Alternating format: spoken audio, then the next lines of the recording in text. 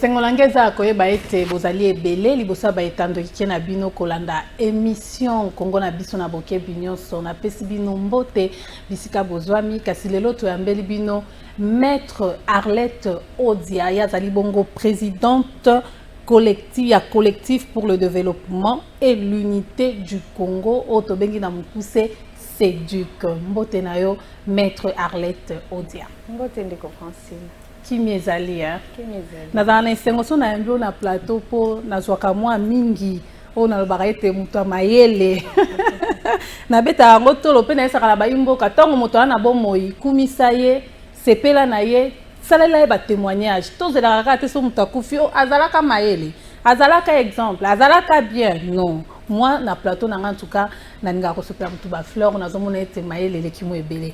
Alors Seduc est un parti politique ou est un mouvement citoyen? Tina mukolo lelo Seduc est un mouvement associatif.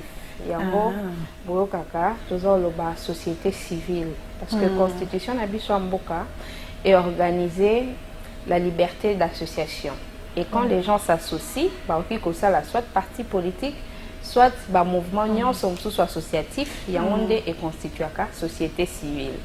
Et biso tina mukolo lelo tozana nous un mouvement associatif donc une asbel na casquette wana tokosuka na ngona mukolo ya les 7 parce que les 7 oyo tozana lancement officiel ya mouvement politique le 7 mai samedi le 7 mai lancement officiel ya mouvement Seduc collectif pour le développement et l'unité. Comme un mouvement politique. Et comme un mouvement politique, peut s'associer na moko ya ba parti politique na biso na kati ya mboka et elongo de toko sala musala ya otombola Congo. Toko yeba pe parti politique ango. Jusque là, ba membre tozana nous ko se consulter parce que biso toza pe structure moko oyo et yokelaka la base et la population. Tous en pleine consultation et d'ici vendredi notre position sera connue et samedi les ça la annonce officielle.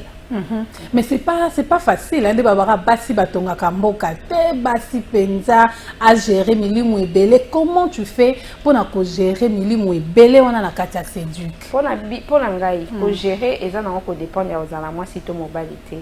Eza mingi ko dépendre na ba idée oyo zanango pona mboka e ngai na bandeko nyonso oyo toza kotambusa na bango Seduc ba pensanga déjà confiance ya kondima que naza la présidente na bango et puis baza ko toza kotambola longo toza ko partager ba même conviction ba mêmes opinions au moni pe na esale na ngai ya musala ezaki à tout moment ko consulter base ko consulter ba structure nyonso ya mouvement yango ndo moni toza kotambola na ndenge esengeli pe elongo parce que musala yaka ko beba lorsque mokambi aza lisusu ko travailler en collaboration te ou de commun accord na ba collaborateur na été or et pas na biso ezabongo te biso nyonso elongo toza ko travailler pour l'intérêt ya Seduc pe to kanisi ke na mikolo koya et ozala vraiment pour l'intérêt ya mboka.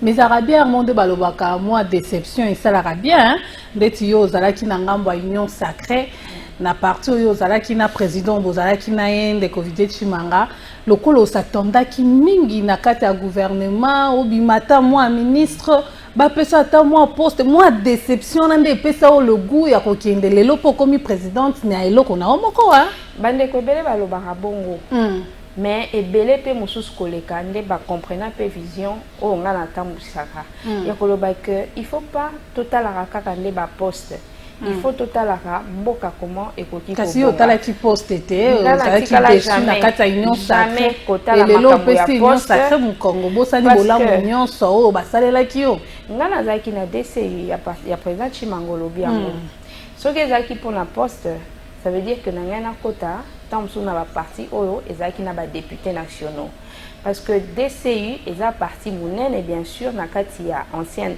na kati ya cash pour ezaki ali à UDPS mais azaki na ba député te peut-être na koloba ce qui a pour un poste que nakota siko na parti ya cash oyo eza na ba député na kati assemblée ndé na kokaki okota na INC na kokaki okota na FDC na kokaki okota na ba parti misusu ebele ya union sacrée lelo oyo eza na ba député na kati assemblée pour na ko espérer poste mais ngai siko na ekolongwa kuna donc ça n'a aucun sens ya koloba ke na longwe pour na oboya poste parce que yeze pour na poste na ngai ndé na tingama et me mettre dans la posture d'en obtenir et l'autre longolanga vraiment kuna eza koboya kotala ndenge mibeko ya mboka ezozala respecté te et lelo ba ebele ba komo pesanga confiance parce que biso soto Hollanda actualité ya UDPS na kati ya réseaux sociaux tozomona comment bandeko ya UDPS baza ko démissionner chaque jour. Il y a des démissions dans ce parti et à tous les niveaux na kati ya union sacrée également. Tout le monde a reçu la réunion à Bangote. La dernière réunion au Basangana qui bazaki autour de 20 personnes. Alors que tant l'union sacrée au Bandasika, bazaki ko sanganati ba 400 personnes. Les lots et quoi davantage. Mais yo pour utar moi kuna na kata union sacrée, vision ya union sacrée za kinini pona bino ba ebo utape kuna ko koza la mieux placé à ko na ba imboka. Vision na opende za kinini otomoni na ibandele za kina moi mu pepe na loyenge to kolobete batu bazala ki ebele lisanga ya ba réunion et lelo kutu yekiti yo kutu tolo ba so ba nomba koma na ba vente. Vision na opende juste za kinini. Mokonzi ya mboka d'abord souci na ye ezalaka mboka na biso ebonga. Yango nde ba congolais ebele même ba député ebele pe basalaki nini ba décidaki ko accompagner ye. Voilà. Nzoka nde po mboka ebonga ezaka te ke ozala na volonté, ozala na posa ya kobongisa. Il faut pe lisusu oyeba nini esengeli kosala po ebonga. Oyeba ndenge nini ya kotosa mibeko ya mboka po ebonga. Yango nde bandeko oyo balandaki mokonzi ya mboka eza na kati ya UDPS eza na kati ya union sacrée o baza na conscience ya ko développer mboka ba ko comprendre que bien sûr aza na volonté mais ezomonisa mate comment aza na capacité ya kotambisa makanisi. Il est mal entouré. Si eza makamno ya entourage te parce que politique c'est d'abord une question de vision. Il faut que na visionnaire au pas na vision. Or, dans les cas d'espèces, les autres lisama polele que mokonzi ya mboka azaka kande na volonté. Mais vision en soi, ezate. Yango le moni batu bakomi kozonga sima en cascade parce que différence ni entre volonté na vision. Ça la volonté à kosala mais vision des athées. Volonté ezaka que muto azo linga kaka ke changement et ya. Mais vision des athées. Vision eza volonté et sangani na capacité. Et sanganina organisation na méthodologie to sala ndenge nini poto kokisa to matérialiser volonté wana to sandeni pour non si sanzala pour non obongisa justice pour non obongisa banzela pour aussi sa guerre à est à la fin des comptes ndelo kwana o ezangi et puis monisami mingi à quel moment tango mokonzi ya mboka a décidé pour changer majorité parlementaire dans la assemblée. Pour changer majorité, ils en français. Mais na lingala, il a qui si kosomba ba député. Oh, ceux qui déjà bandi kosomba ba député, ou ça sous ce logo mwa malonga te pour l'amboka. À chaque fois que ba député ba roka ke mi solo la majorité artificielle. Voilà. À chaque fois ba député ba roka mi solo na kati trésor public. Ça la motion, ça la dérangement pour que mbongwana et koka nanoko kosunga bango ko corrompre bango na yango et c'est ce que nous sommes en train de vivre. C'est ça sikoyo makambu oyo IDPS mel biso na mboka. To monya ngo polele comme même na ba élection ya ba gouverneur des provinces. To ki audio et tamboli ya député moko provincial ya IDPS. Kosenga na bakambi ya IDPS ke botindela nga mbongo ya ko corrompre nango ba député mais tango législature montage non déjà le côté ça bato banika ba salir image ya mokonzi mboka image ya UDPS ba bebisa kaka musala mokonzi mboka et puis parce que dans na ba réseaux sociaux tout le monde a tout et puis ezakaka makambu ya audio wana te pour ceux qui audio boloba ke et cause à la montage mais boza ba journaliste biso pe toza batu to participer na vie politique à mboka toza en contact na batu nyonso na ba députés provinciaux ba candidats bazolela ils ne peuvent plus rien faire pour arracher la conviction ya ba député sokoza na mbongo te okokelo côté alors que tant UDPS abandaki atelemelaki makambo ya corruption yeba ke Sénat ba reportaka investiture nango parce que ba soupçon ya corruption pour na okoma sénateur ezalaki mais lelo oyo UDPS après avoir kosomba ba député abatu na ya Kabila na ya Katumbi na ba misusu lelo ekomi ba député ba fungoli wenze eza ba députés provinciaux eza ba députés nationaux ils peuvent rien faire ce qui mokonzi mboka na bakitani na ye basombi bangote. La conséquence c'est que population comme il souffrir il y a moins d'état ici que vision exacte parce que attirer en place des mécanismes pour accompagner volonté na ye. OK, parlons d'abord de la makambu ya guerre ya na est lelo otomoni ndeko Gilles Lingeti kolobete na est guerre ezate mais au moment où butu moi tout le monde a rendé batinde la rabiso ba image tout le monde a rendé bande ko na biso baso kata bango ezalaki stratégie politique ya côté kambo kanabiso Congo libanda ebima na image ya bien pour na kobenga ba investisseur to eza vraiment réel que na est guerre ezate ko ete trouble na mito abana yango makamna ta ke loba awa ba konzi ya mboka lelo ko bana mokonzi ya liboso to tina oya suka baza na méthodologie te baza na stratégie te pour na omema développement na mboka tala ndeko Gilles Lingeti koloba ke akene koloba bongo po amema ba investisseur nini déjà iya na kati ya mboka ezala ta na Congo te esika nini elobama ke pour que investisseur aya na mboka il faut citoyen moko ya mboka ana ake kobuka lokuta libanda. C'est ça les questions. Mais eza lokuta parce que yé moko sali point de presse na eponako ko regretter maloba o ya lobaki. Eza lokuta parce que ba rapport nyonso ya mboka ezala ya ba ONG national qui international eza kotal sapolele que tozana bitumba na kati ya mboka. Eza lokuta parce que na ba déclaration ya gouvernement asenga ka intervention ya MONUSCO azako senga intervention ya bamboka ya sous-région pona kotia kimia na kati ya mboka na biso. Donc c'est très regrettable kotala ke ba konzi na confiance nyonso aux population apesi bango bazanga une vision bazanga une stratégie comment koya kosilisa pasi na kati ya mboka bakisi pasi likolo mususu o pasi ba congolais bazaki nango yango moni etindi biso lelo to s'engager comme un mouvement politique pour que à notre niveau to ko participer pour que politique ya mboka ya ko améliorer économie et après ko améliorer aujourd'hui to kokoloba voilà to kokoloba maître Arlette Odia ozo regretter Kabila. Tu regrettes Kabila aujourd'hui? Bon, par rapport à regret. Bilan, ce que tu as le bilan, tu as le tamboleli, Mokonzamboka, Félix Antoine Tshisekedi, Dazo Simba Mboka, pour Nazolanda, moi, bah, propos, Nazolanda, moi, bah, regret, moi, banini, les lots qu'on regrettait de Joseph Kabila. À ça, mon sang, toi, il fallait que Kabila à la place de Félix. Le regret, eza pour le départ ya Kabila te parce que départ naie eza constitutionnel. Voici si mandat naie à côté na glissement et ba classe politique est accordé les 2 ans à glissement tango akei eza nango logique.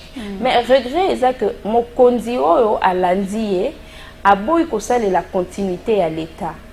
Aye na stratégie à koloba ke ba oyo nyonso ba sala liboso nae ba sala eloko-te.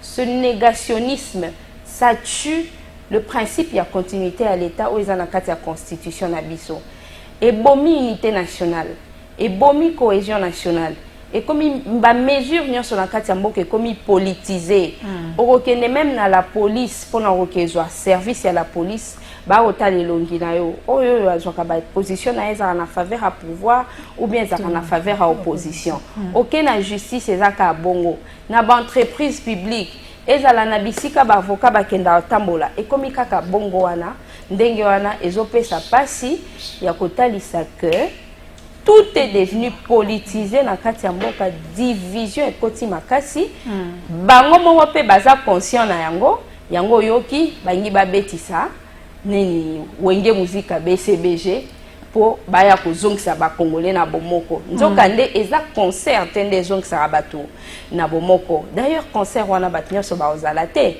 et bon ba o baza na intérieur eza concerté eza nini ba idée maîtresse ya développement Mokonzamboka a besoin batunyo so bazala uni batunyo so bayokana batunyo so bazala bomoko yango asali eke moi 4x4 wenge musique à 4x4 au biso pe tozalaka quand même bana toya tokuta ki bakabwana azongisa ta ba musique na biso bakoma na moi lisanga bolingo ekota. C'est bien aussi et c'est là ezoko ko interpeller pe na ba imboka na ba congolais ndetso nazaki na conflit ya madame Arlette Odia. À travers tout ça ngana tokoyokana tokocréer bomoko, c'est ça peut-être l'idée de chef de l'État ningi ke mboka na biso totambola bien comme encore eza bongote. Mokonzi ya mboka azana besoin ya unité ba congolais te. Soki ezalaki parce que bango moko na kati ya gouvernance nde baye ko diviser ba congolais. Oyebi la plupart ba division auto connaîtra na mboka ezaka ba politiciens. Ba citoyens bango moko bavandaka ensemble. Ata na Katanga kuna eza baluba bayaka na bango bavandi bakatange baza na Kasai ainsi de suite. Mais ni yango nde ye ko mema division na kati ya mboka. Et ça la manière de gérer, la manière de gouverner. Depuis UDPC na pouvoir, ils ont montré que Congolais ne sont pas se plaindre, même Balou Baba se plaindre, mais comment va fonctionner nyonso? Il y a responsabilité na kati ya mboka, eza gouverner, eza diriger quelque part, bandeko ya Kasai. Nyonso neza ko mema ba division. Nyonso na eza ko kabola ba Congolais et ba kambi baza ko yanola te na place on a, ça dérange les Congolais. Souci na biso eza que Mokonzi a changé stratégie na yé na ndenge ya gouvernance, mais ce qui peut a changé en côté, le peuple congolais va s'assumer, l'opposition la société civile et que jouer rôle nango pour que tout conserver unité et même ceux qui connaître coup to e banako bongisa onyo se bebi na nzela ya gouvernance ya UDPS. Voilà, bientôt awa tozo kende na maponomi. D'ici là, il nous reste que une année, hein, 2023. Vous les bêta, moye bima, mokile tonda. Beaucoup la to préférant, to sepela na biso na kotonda ya mboka na biso, ba mabulu epai, vous les bêti to sota mwana kati ya mai, to si to mesani nango. Po ata to beleli, bazoyo kabiso te. Donc to mesani na ba mai na biso, to mesani na kozinda, jantiningo bila. To message na maboulou par-ci par-là, Kinshasa se retrouve zéro. Donc résultat zéro, rien ne marche, il y a toujours des maboulou partout. Voilà. 2023 toujours qui est na maponomi. Bilan ni nokoyi kopé c'est déjà chef de l'État. Lelo ba congolais na mutu na bango. Tola muka to voter car ndeko Félix Tshisekedi. To ba congolais ba koki pe kopé ça ndeko Félix Tshisekedi mu Congo. Selon madame Arlette Odia.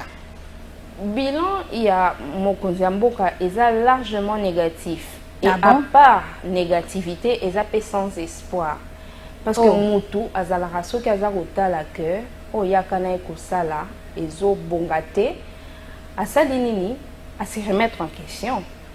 Ayokeli na paix société civile, ayokeli opposition, ayokeli la communauté locale, nous sommes l'Obama, et pas na bango l'accès l'autre côté.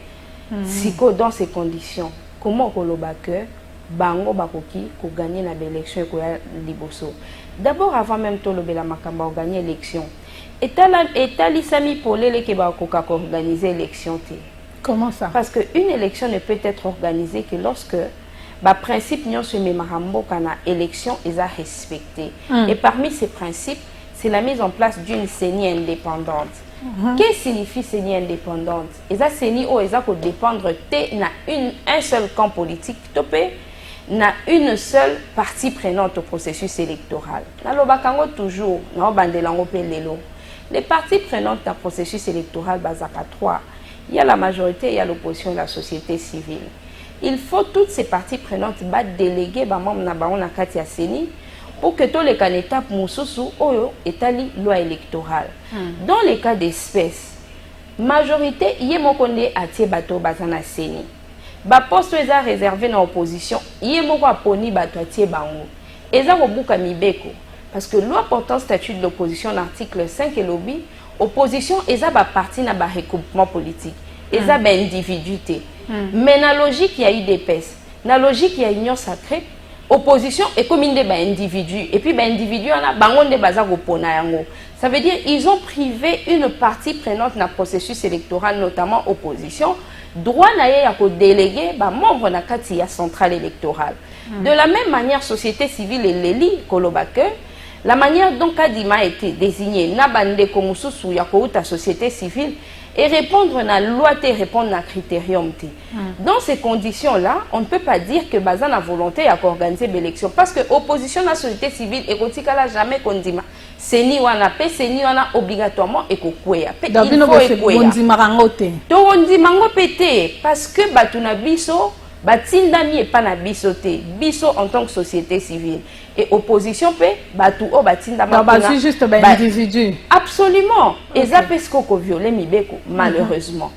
Tant que tu es kota la cour constitutionnelle, ndenge batia yango en place, et talisama ke ba respecter Mobeko à mon côté.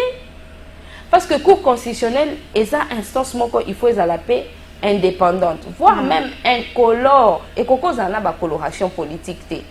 Mais ce qui se fait, c'est que les lots oyo bande ko nyonso baye ko landa baninga msuna kati ya cour constitutionnelle bazana coloration politique kota la ba discours na bango kota la ndenge o ba ponama etalisa mapolele contrairement à cour constitutionnelle o ya époque ya Kabila époque ya Kabila toebaka Vundwawe azaki membre à cour constitutionnelle toebaka professeur Sambo membre à cour constitutionnelle batwana bazako telemela makamususu bazaki le quoi l'issue à société civile l'issue à opposition et c'est comme ça qu'une république doit fonctionner. La cour constitutionnelle va dépolitiser CENI. Il faut qu'on dépolitise cour constitutionnelle.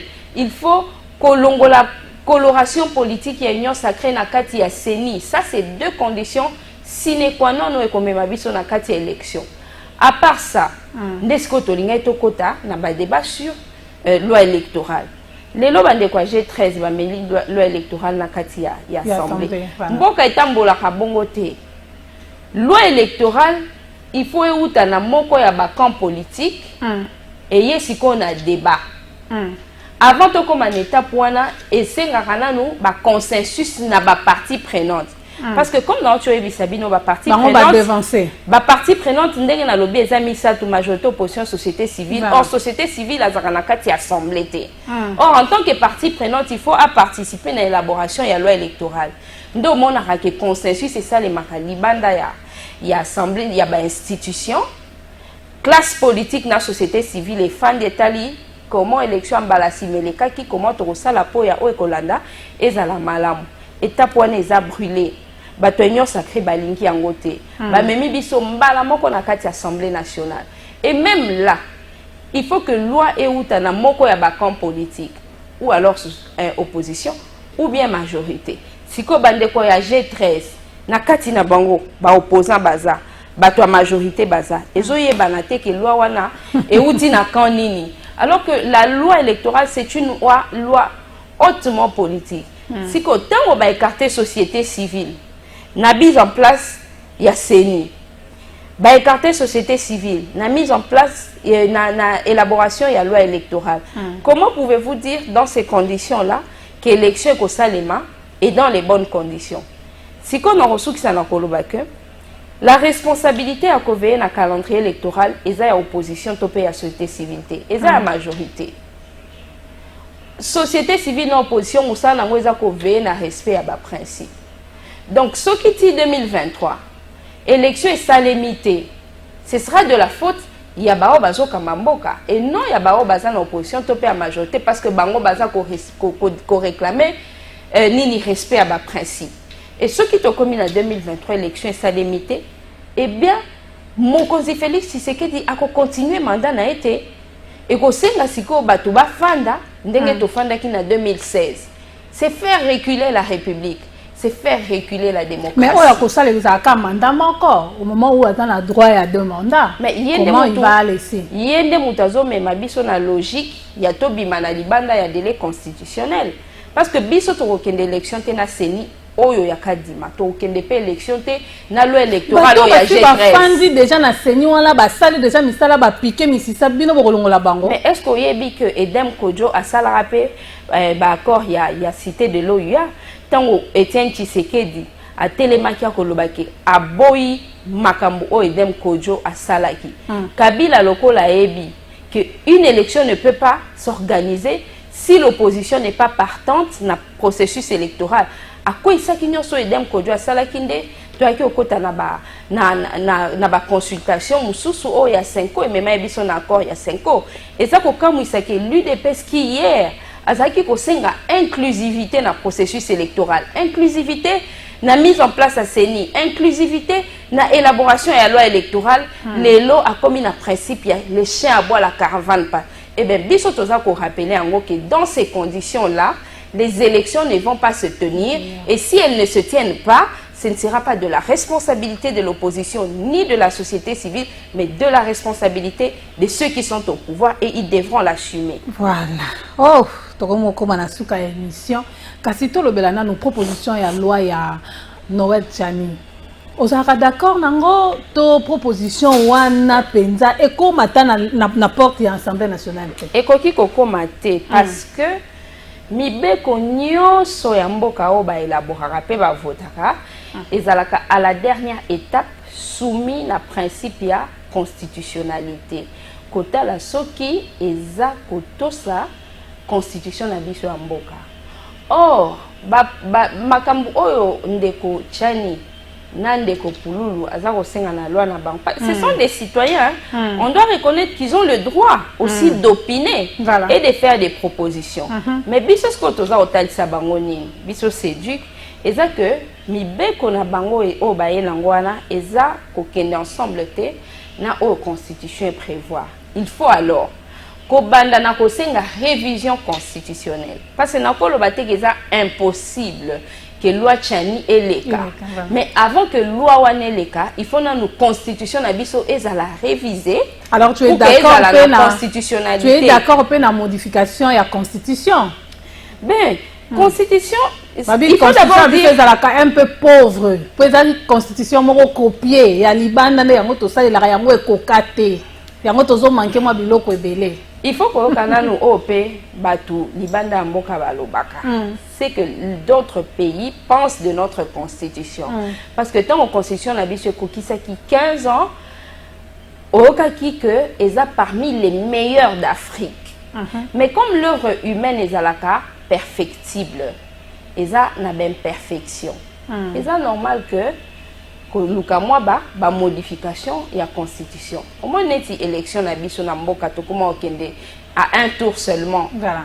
Hier les circonstances qui pouvaient justifier un tour ezala qui ba guerre na ba biloko ba kamwina sapo tout mbongo ezala quitté ainsi de suite. Mais lelo, est-ce que les conditions aujourd'hui sont encore favorables na kokende élection ya un tour? Non. Tous les Congolais veulent que tu aies une élection à 2 tours. Mais pour que tu aies une élection à 2 tours, c'est la constitution à la modifier. Donc, tu es tout à fait d'accord, au niveau nabiso, que modification de la constitution est salima. Mais est salima au hasard. Et puis, que salima et pas à ou respecter la constitution. Les lois union sacrées à respecter la constitution. Totalité en polélé parce que même les même violation de la constitution bandi les lots madame Arlette. Mais awa tozoloba bandi les lots awa tozoloba les comme la gouvernance régime onde memi kulusu likambo violation de la constitution yango nde commission flagrant. Ça saute tellement à l'œil que la constitution de ce pays ne représente plus rien.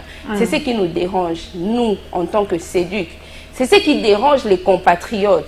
Parce que il faut mobé komoko boé et yaka ko sécuriser ba rapport entre compatriotes, entre citoyens. Si ko ba oyo ba prêter serment mingi mokonzi mboka prêter serment ya ko respecter constitution. Ce qui a ça ko respecter yango te de manière flagrante, de manière arrogante et insolente, la conséquence c'est que ce n'est pas à eux il y a initier une révision constitutionnelle. Il faut d'abord que ceux qui initient la révision constitutionnelle soient en train de respecter la constitution qui existe déjà. On est dans un combat politique. Balingi révision constitutionnelle, il faut appeler ça biso argument na bango. Mais tu es que à la cour d'argument parce que loko ya liboso roboma bango eza que bango ba respecter la constitution. Donc ce qui est mieux à faire na minute pour la loi wana eza que bazongi sango pa ya ba kolo nango bakende ko modifier yango na o etali nationalité na oyo etali éligibilité, il y a candidat président de la République, il y a tellement de choses qu'il faut modifier avant d'engager le débat sur l'opportunité ou non de la loi Tchani. Voilà. So to lobeli loi Tchani wana totalité est-ce que namboka na biso et puis autorisation na ba étranger basa na ba parti politique? Non, ça c'est une exclusivité. Une exclusivité congolaise. Moto o aza congolais ta ko. Mais ça na loi moroté o esala que non étranger asa na parti politique. Ah non, wana eza exclusivité congolaise. Voilà. Alors to komi na biso na suka émission, to komi na suka na osenga 2 minutes kaka poto lobela likambo ya ancien premier ministre Matata Ponyo lelo asali parti politique naye analyse ni noko ko sala sur parti politique onde ko Matata Ponyo asali ba ebele ba lobby awuti na kati ya PPRD awuti mpembe na Kabila kabiliste ya makila est-ce que parti naye ezaka ka continuité ya PPRD Kabila pe akozala na kati to penza ya kabona na Kabila sali vraiment waye on va voir to revivre la différence entre PPRD na parti politique FGD. Il faut d'abord dire que Congo, tout comme beaucoup d'autres pays africains, on a connu dans ce pays l'État PIA, parti-État, MPR. Tant que Kokoma dans 90, la société civile, la force politique Moussousou, et décidé que Toko est un multipartisme. Donc, tant qu'on va partir au Botama, ce n'est pas à déplorer, c'est à encourager parce que les Otalissa, pour que la démocratie est en train de croître, elle est en train de grandir et elle est en train de susciter un espoir pour le lendemain à Moka. Mais Nini Oyo, Ezagopé, ça passe, les noms Nakatia va partir, Ezagobotama. Lorsque d'emblée, Moutou Azako Kanisa, Topé Azako Lobake, qu'on crée parti, Ezako Kolukambalama comme un candidat président de la République, c'est là maintenant que ils ont dit que les Congolais ne sont pas encore prêts à Kosangana, Kopé Samakasi Nandeko Moko Aza peut-être déjà dans positionnement ya malamu pour que Akoka porter changement et biso bamsu suto landae. Or c'est comme ça que les choses devraient être. Ce qui à tout moment tout le monde devrait kota la ke ezalana nungai ndena za la président ezalana nungai ndena za la ministre azak candidat président oui annoncé ngo voilà lobité que ça m'a bien parce que libre à lui mais en tant que société civile souci nanga eza que tous les partis qui naissent et kokana ko s'identifier clairement ils en opposition topé dans la majorité et lorsque lobby aux en la majorité c'est que aux en a sima président Félix Tshisekedi pour le moment.